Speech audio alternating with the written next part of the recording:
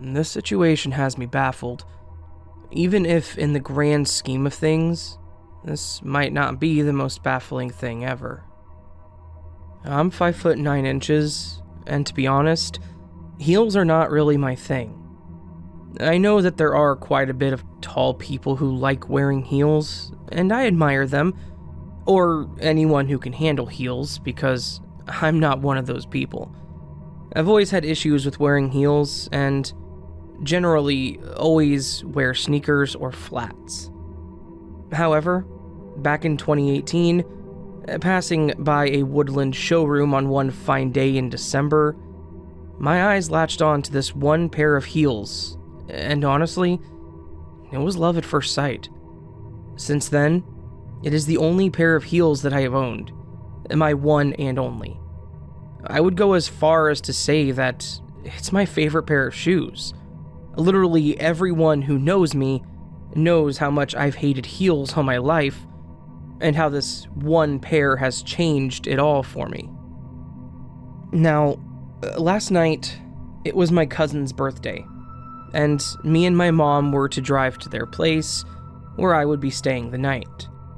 My mom got the keys and headed out, and I bent down to look at the shoe rack, looking for my heels. I couldn't find them, and I called out to my dad, asking him if he had misplaced them, when he cleaned out the shoe rack earlier that morning. He looked at me kind of puzzled and told me that he didn't exactly understand what I was saying, but that he had put back every shoe on the rack. I looked for my heels again, and of course, they were not there.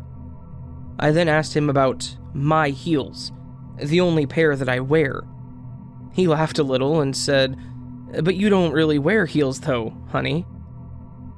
I felt a little confused and rushed outside.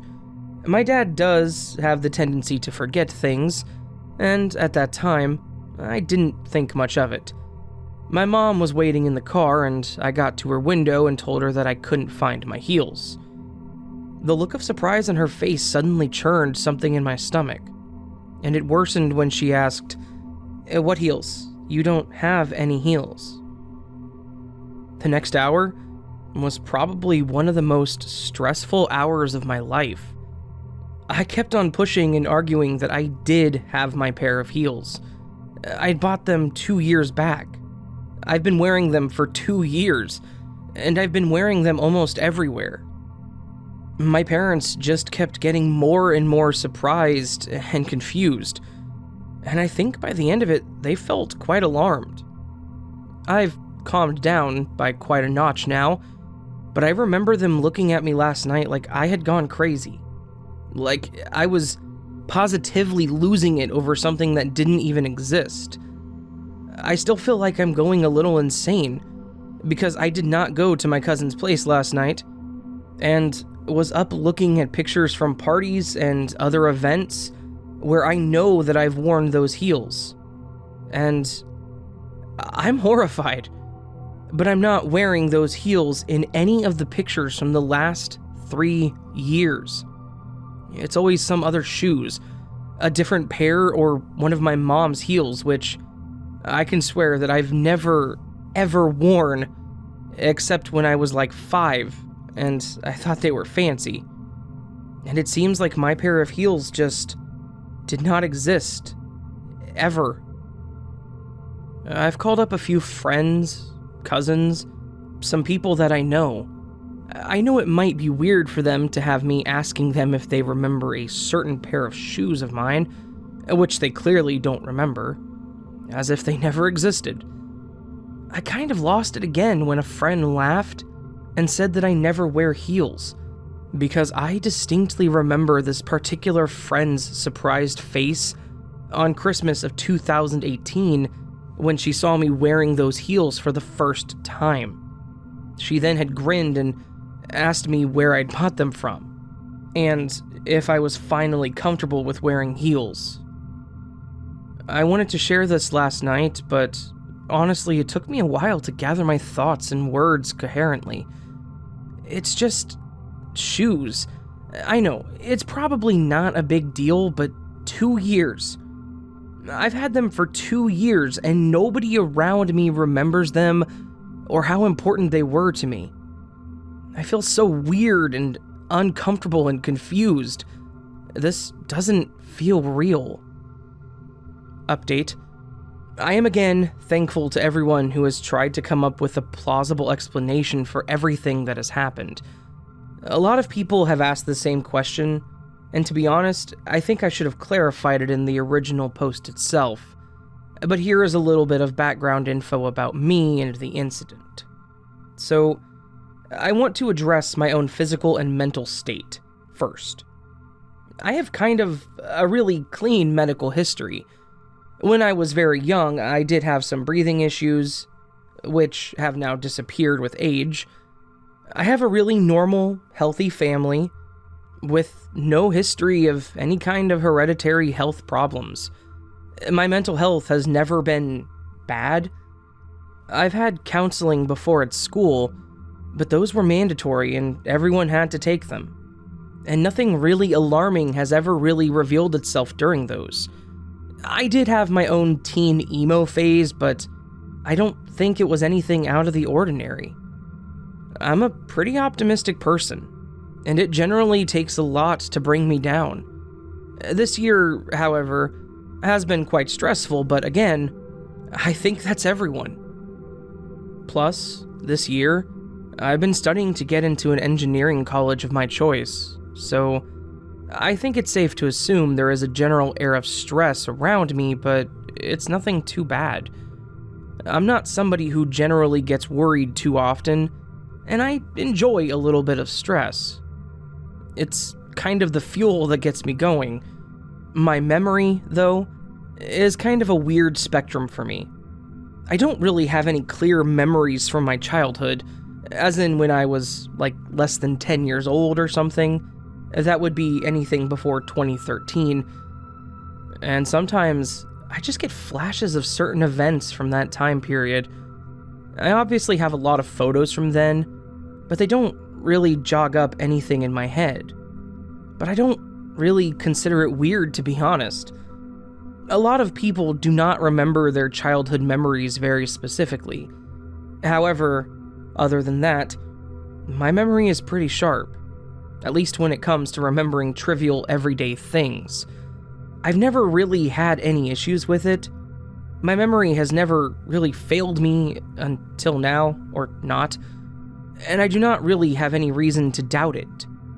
In short, I personally don't think I'm going crazy.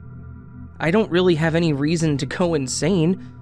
I don't know for sure exactly what has happened, but I don't think that everything I remember is a lie. Somebody did ask if there was a possibility that all of this, like me getting the shoes, wearing them, etc., was just a realistic dream. I'm not rejecting that idea, but I generally have dreamless sleep, and even if I do see dreams, I generally forget them within minutes of waking up. And the few times when I do see my dreams, they're the most bizarre, weird dreams ever. There was this one time that I've had a very weird one that actually scared the hell out of me, but I guess that's for another day. I've been trying to look up the shoes, or similar shoes, but I've not really had any success. And I'm shocked because it's not like my shoes were too unique or extraordinary. The style itself was pretty common. The brand is very popular, Woodland. Maybe they're not exactly trendy right now, I don't know. However, I did come across one on Pinterest, and though it really doesn't look anything like mine, it's still more similar than others that I've seen. From this picture, take away the angle straps, the heels are black and kind of a soft black. I don't know how to describe it. The shoes are very cushiony. The heels do not begin from the base of the shoe, at least not as much as it does on the one I found, but from the ankle. The base of the shoe is pretty flat. I chose those ones because of the strap. The straps look really similar, and they're leather straps. The shoes are a dusky grayish brown with black heels, and I don't know how this will help anyone understand, but they always reminded me of winter, very wintry vibes. but again, that could just be me. I had bought the shoes via cash, and it was 2 whole years ago, so I no longer have the receipt. I don't even have the box in which they came. I have tried to talk about this to my best friend. She did not say anything in particular to indicate it, but her tone and my familiarity with her way of talking have told me that she might be thinking that I'm not in the right mind. Maybe I would have a similar reaction if I was in her place, I don't know. I don't feel like confronting anyone around anymore, though I'm trying not to show it, but I think I look visibly upset, because today, in the morning, my dad asked if I was still hung up on the shoes, and that if some shoes were upsetting me that bad, we should just go and buy new ones for Christmas. I have agreed for now, and I think I'll go to that same showroom again. Though, to be honest, I doubt I'll find them. I have this kind of gut feeling that they just don't exist here. I don't know how to explain it, but just because they don't exist here, I don't think it means that they never existed. I recently came across an answer in Quora, and I think I found some kind of, and not an explanation, but relatability. Though the guy in the question has it way worse than I have, and I think a lot of you would be interested to know about this. So in short, I'll visit the showroom again, probably return with different shoes. Maybe I'll like them just as much, or not, I don't know. My intuition's telling me that I won't really find them again, but I'll look for them anyway. I don't want to talk about this to anyone around anymore. I don't want to alarm them more than they already are, and I don't want anyone to think that I'm crazy, because I'm not. The initial feeling of bewilderment is gone, to be honest. In fact, I've not felt this peaceful in a while. I don't know if that has anything to do with this, but I feel really calm. Even if one of the most bizarre and puzzling things in my life has ever happened. I'm not asking anyone to believe in this, but personally, I genuinely believe that there has been some sort of reality shift. I wonder how slim are the chances to slip into an alternate reality that is so similar, but maybe there are more differences. I just haven't noticed them yet. I'll update this post once again when I do visit the showroom. Until then, thank you so much for not discarding everything that I've said and trying to help me. I'm glad that I've talked about this, and reading all the comments about similar experiences and theories have honestly helped me go through this one, so thank you. Update 2. Hello. If this is not the first time you're reading this post, thank you for waiting. I went to the showroom the other day with my father. Predictably, I did not find anything that remotely resembled my shoes. I obviously do not remember every single employee working there 2 years ago, but according to the store manager, they did have some people who left last year and earlier this year. There were quite a number of new employees. I didn't recognize anyone in particular. I kind of remember the guy who packed the shoes, dark-skinned, tall, kinda lanky, and with a really likable smile. I didn't see him this time around. I tried asking about the shoes, trying my best not to sound crazy, and telling them that I was looking for that specific kind of shoe, and if they had them. After a while of rummaging, it was clear they did not have any of this kind of shoe. Anyways, I'm back home with a new pair of shoes for Christmas, and I hope they don't disappear into thin air. This definitely has been one of the craziest things that has ever happened to me, and again, thank you for hearing me out. I wish you and your loved ones a safe and happy holidays, and I hope it does not involve the disappearances of shoes or anything else that you cherish.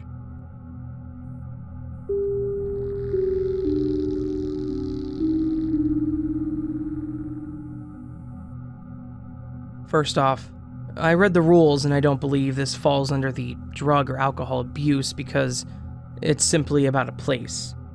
So hopefully my post will stay for people's thoughts and comments. Anyways, I'm a nightlife person, but but if there's nobody to go with or no activities to partake in, I usually would just stay at home. One evening, I was sitting at home, bored out of my mind, because karaoke had been canceled at a couple of bars I frequented for some reason or another, and my friends were leaving for a baseball game 70 miles away or so, and typically would stop by the distant town bars and take the train back. So, my night was, at that moment, uneventful. I sat at home thinking of stuff to do or movies to watch, and I was getting a bit restless. So, I thought, maybe I'll just go out to a bar anyways. Maybe I'll run into someone at least entertaining to talk to. But then I thought, my town is full of bars. I'll just Google for a local one that I've never been to and meet some new people. See what the place has to offer. So, I Google searched locally, and a place popped up on the map across a bar that I would usually visit for karaoke. I thought to myself, I've never seen a bar there before. I thought of where the pin marker was, and what I remember being there in typical passing was a white house with an almost steeple-like roof. Every time I drove by it in the past and glanced at it, the lights were always out, and I wondered if anyone lived there. There was never a sign that advertised it as a bar, and we actually had a number of houses like that in our town. The kind where you never see anyone go in, never see a light on, and never see a for sale sign in front of it, nor a car in the driveway. Fast forward, I decide to get up and drive and check it out. What harm could it do? There was never a light on, so I doubted anyone there would be woken up. And even if there was, I figured I could beg their pardon by showing them a pin on Google's map. When I got there, however, there was a light on. There was no sign indicating it was a bar, however. But the side street, which is typically empty, was absolutely lined with cars. I found a great spot open right at the end of the street and parked there. As I approached it, I started hearing music blaring through the doors and the sound of a party. Not knowing if it was just someone doing a house party or what, I raised my hand to knock on the door, and just as I did, some acquaintances I would typically talk to at a different bar popped outside with cigarettes in hand. Seeing me, they exclaimed, "Hey, Chicken's here," referring to my nickname. Before I could say anything, they said, "Hey, come in, this party is hot." I went inside, and it was the most immaculately white bar that I've ever seen. All the walls were white, the bar counter was white marble, and there were wooden white columns in each corner. The ceiling was low, with those cheap white tiles with the holes and groove marks all over them. If you got them wet, they would basically break. You know the kind. And it had one of those old-time cigarette vending machines off to the side. There were TVs lined overhead, karaoke going on, and it was very cramped.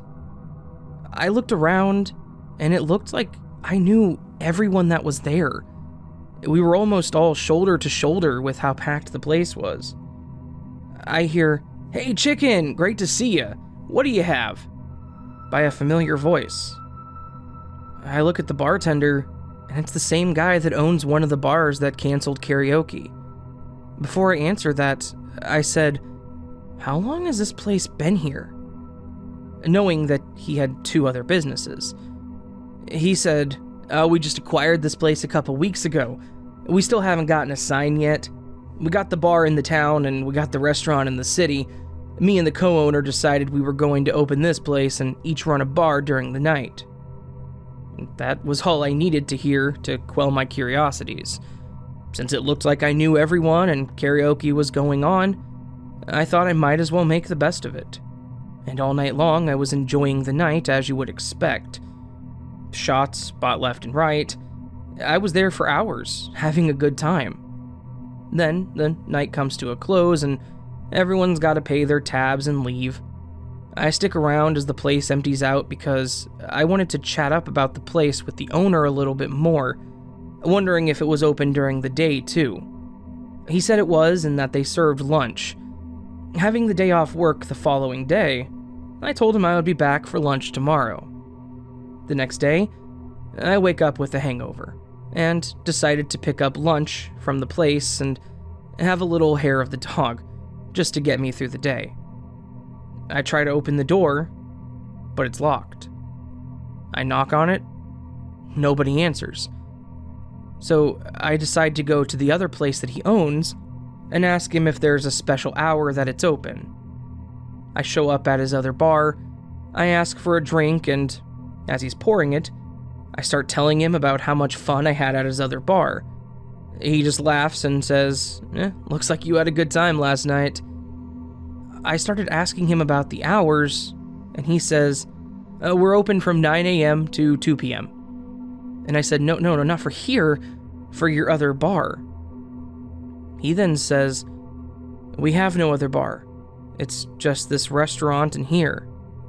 Are you sure you didn't dream that? I said, no, I didn't get a hangover from a dream. He said, well, why don't you check your receipts? And I replied, that is an excellent idea. I opened my wallet and it was completely empty. I remembered that was probably one of the only times that I'd ever paid in cash, because my bank was having issues with my card at that point in time, and suggested that I pull out money to use. When I pay in cash, I don't keep receipts, and since I didn't use card, I had no bank statements I could check. The rest of the bar started to ridicule me about getting drunk at some other bar and dreaming it all up, so I just shut my mouth and ordered lunch to go. But that time at the bar, it still pisses me off years later. It was the most fun I had ever had with friends and acquaintances. I knew everyone, and everyone was having fun. I know that I was there. I can remember the details of the place. No other bar that I've been to looks like that. If I didn't know the people and karaoke wasn't going on, I wouldn't have stayed long, and I wouldn't have woken up with a hangover. And no, it wasn't a dream, because dreams don't empty your wallet and give you hangovers. I looked on Google after the fact, and the pin for the bar was still there. The pin stayed there for years, even after I reported that it was an error to Google. So, what do you all think? Anyone else ever have an experience similar to this? Anyone traveled to a pinned Google destination only to be told later it doesn't exist, even after you've already experienced being there previously? For Twilight Zone fans, I'll refer to this as my Willoughby. Update: this is the new location Google is putting out, and as you can see by the link, it says 10 years in business, with no way to contact anyone other than their phone number, which nobody ever answered back in the day when I called over the course of a number of days, just trying to get to the bottom of this. The pin now puts the pub in the middle of the street, and the location is 1701 North IL Route 83 in Lake Villa, Illinois.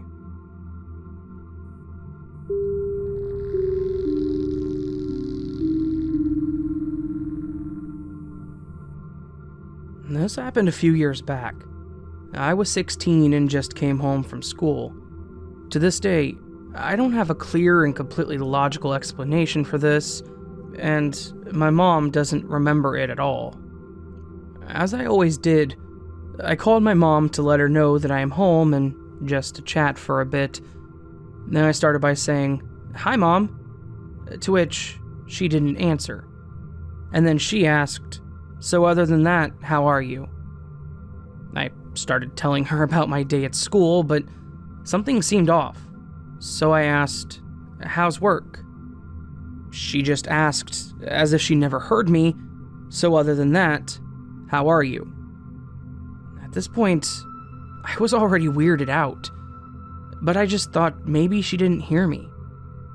A few minutes pass in which I keep talking about school stuff, but she's completely silent during the whole thing.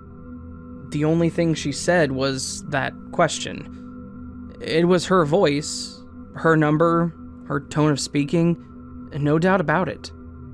I started getting worried, so I asked, "Hey, are you okay?" She didn't answer. She just asked the same question.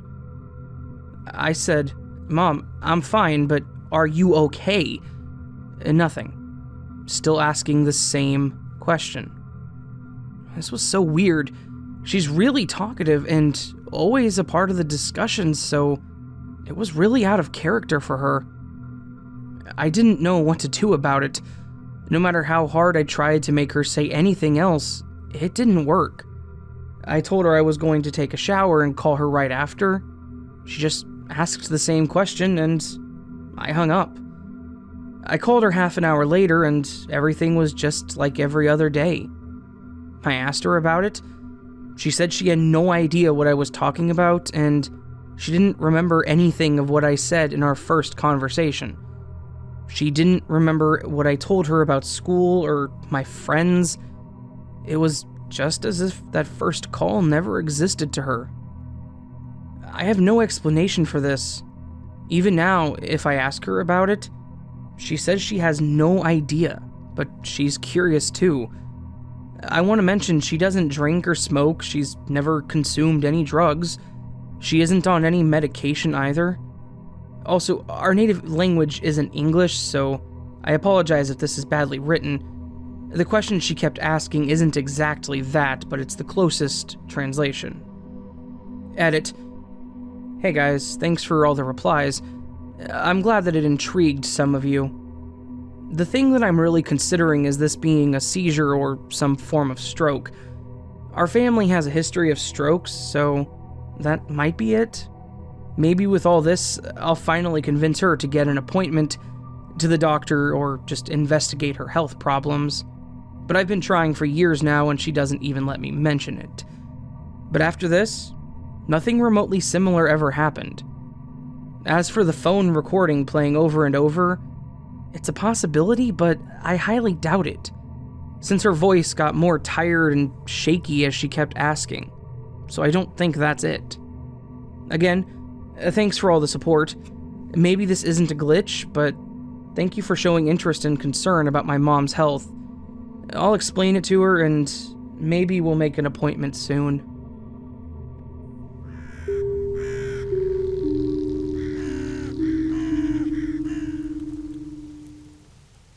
So that, my friends, was a collection of 1, 2, 3 Glitch in the Matrix stories. Why did I have to count that to figure it out? I don't know.